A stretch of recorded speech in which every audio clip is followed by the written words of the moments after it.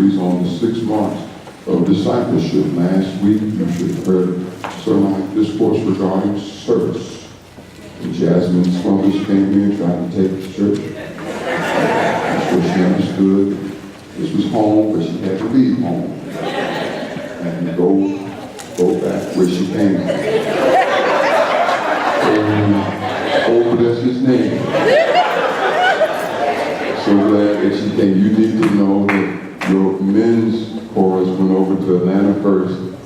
And I was told that this was a melanin-free church. That is to say, that these are predominantly persons of a lighter hue with different origin, Caucasian persuasion, and that I should expect, I should anticipate, I should look forward to worship that would be a good sedate. Well, I've been there, done that, got the t-shirt and the hat. So I understand how to do that. But the men's choir, particularly Chris Field, decided to go over there and act like y'all acted this morning. He got over there and started stomping, and the fellow beside the assistant pastor over there, I looked, and he was about, because I heard something stomping, but I said, can't nobody be stomping in here. Maybe they got a record somewhere. They play a record. This woman behind me, I couldn't believe it. So Jasmine had fun over here, but we had fun over there. And bless God, we're grateful. We continue in this sermon series, and after all the music that is possessed before us, we're not our anointed voices and cherub choir. You ought to give God some praise. That's not praise about it.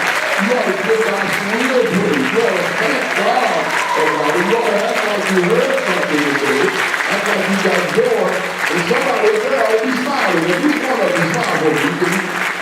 Thank you so much. At least one of them. Okay.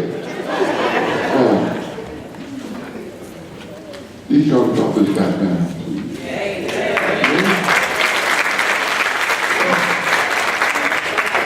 They're cool bow tie leaders. Okay? I generally wear bow tie. Remember.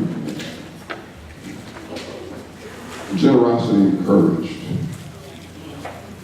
Generous giving is one of the 6 marks of discipleship. So generosity encouraged. So put your head down now. Don't act like this is the time to not pay attention. Generosity encouraged. A budding theologian, a youth-filled student of the faith, a preacher in the making, a teacher and a scholar to be anticipated, spoke glowingly of his connection recently to his beloved, using the witness platforms of social media, Facebook they call it. He testified, and I quote, when you appreciate and care for someone, you invest in them. Yes. We formed an incredible team with no bench players. Is anybody listening to me? When you appreciate and invest and care for someone, you invest in them.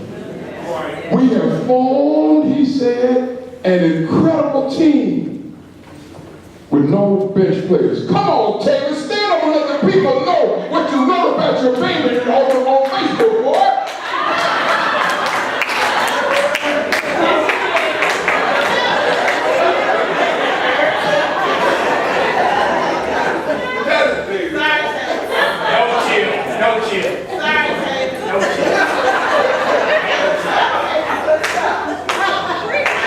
You give because you love, because you care. You have vision for their future and your future with them. You see a larger possibility than just what's happening now. You see a new future because of what you're doing right now. Oh, let me say it again. When you appreciate and care for someone, let me interject God's goodness. When you appreciate and you care for God's goodness in Jesus, you invest in it.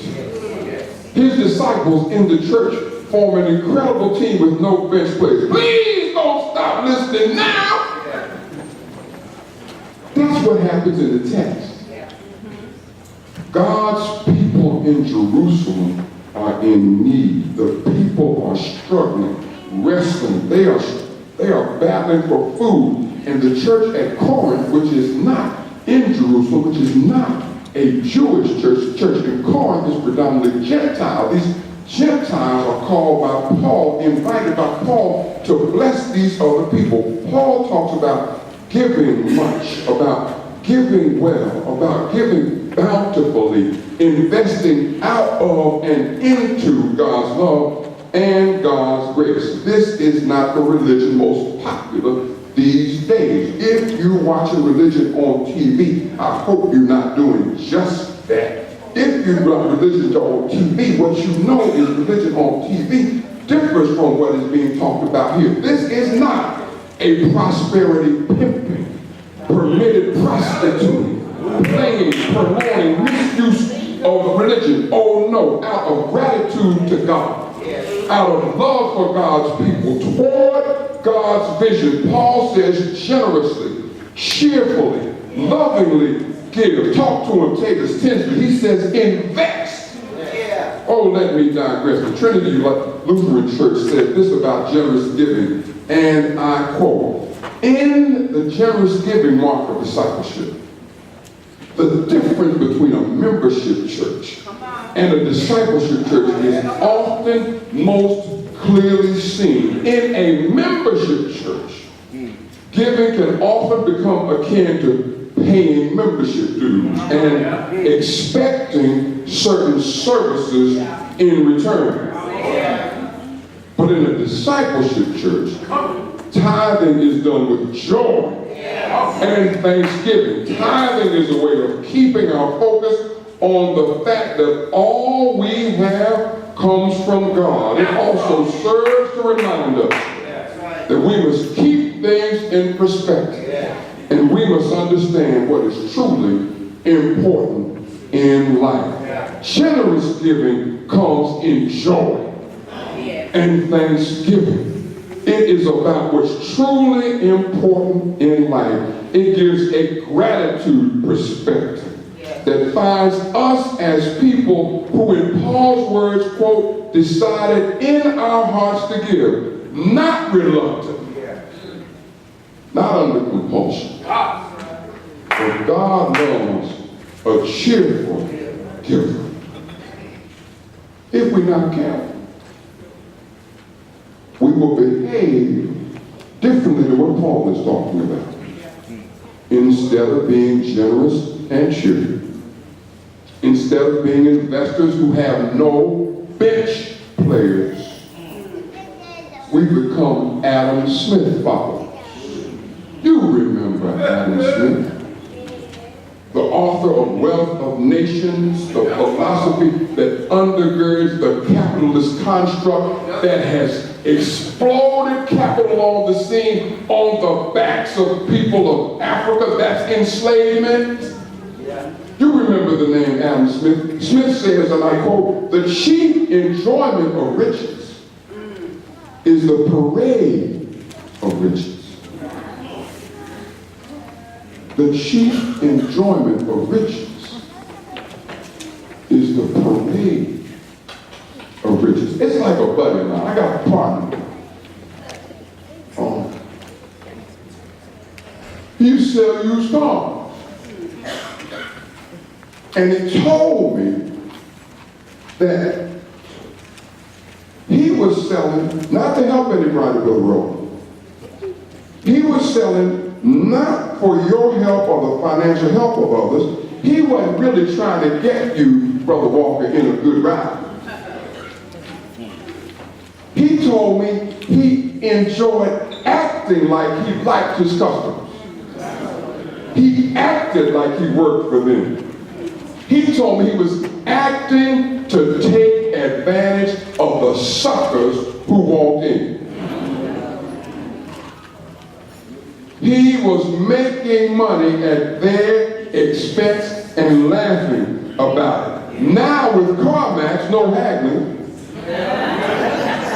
With cars that can be ordered online, with customers who've already done research since the grade before they get there, now he's mad at social media He's mad at technology, and he's mad at the folk. And I asked him, why you got nerve to be mad when you abuse these folk? And he had nerve to tell me, I can't trick nobody else to take their money.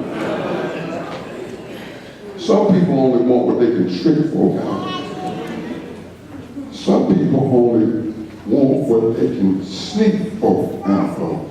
Take from customers with tricks. Take from family with sympathy and deceit. Ask for loans acting like you're going to pay, knowing you're not going to pay. Take from your friends by telling them lies. Take from your friends by cheating. Even stealing from them. I struggle real hard whether or not I will say this. Because I love my people. Oh, we don't have to talk about Donald Trump. We know Donald Trump is a long-time thief. There's nothing in him that's not evil. But I wrestled real hard if I was going to say this, because when you tell certain truth, Brother Mabry, folk think you're talking about them.